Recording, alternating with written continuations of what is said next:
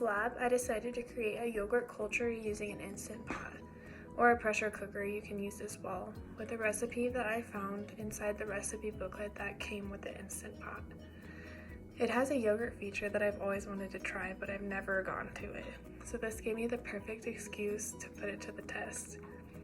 In order to do this, I brought 2% reduced fat milk to a boil and then let it cool down to room temperature. This took about 1 or 2 hours, and I measured it with a thermometer. After that, I added in some vanilla yogurt and 1 tablespoon of sugar.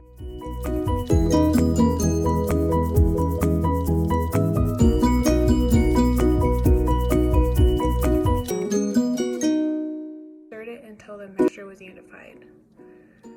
The mixture was kind of gloppy, kind of jelly-like almost, a little thinner than that.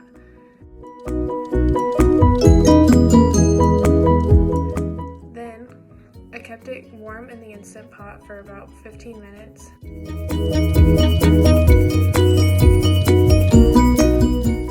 Then unplugged it and let the yogurt sit in the Instant Pot at a constant pressure for 10 hours. So I didn't open up the Instant Pot because that would have released the heat and the pressure as well. After I woke up, I put the final product in the fridge. I noticed it smelled like normal yogurt. It had the consistency of normal yogurt, so I was really surprised actually.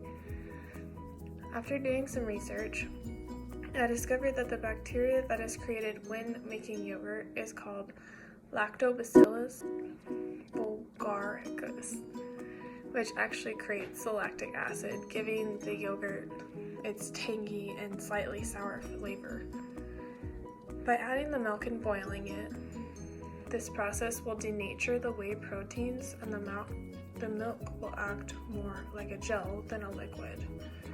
In addition, this will kill any pathogens that will otherwise spoil the milk, and will make the solution more stable for a longer time, which is why I was kind of confused at first of why you can leave it out in a heated setting for such a long period of time without the milk going bad.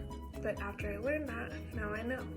By adding in the yogurt, which is another thing I was confused about, also referred to as a yogurt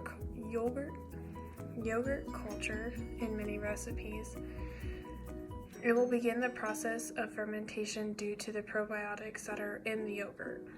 By incubating the yogurt, it will eventually reach a pH of 5, and in this time the lactose will be converted to lactic acid, which will actually lower the pH because there's less lactose and more lactic acid. During the 10-hour incubation period, the yogurt is kept at a constant pressure and a constant temperature in order for the bacteria to grow in adequate conditions. Something that we've learned is essential for perfect culturization of bacteria. Overall, my yogurt turned out pretty well. It doesn't taste exactly like the yogurt you would get from the store, but I've thought about it and I feel like that's more because of the lack of add-ins or preservatives that normal yogurt from inside the store would have. All of my family tried it and they said it was pretty good and that it had a good consistency as well, which is something I was really worried about. If I made this yogurt again,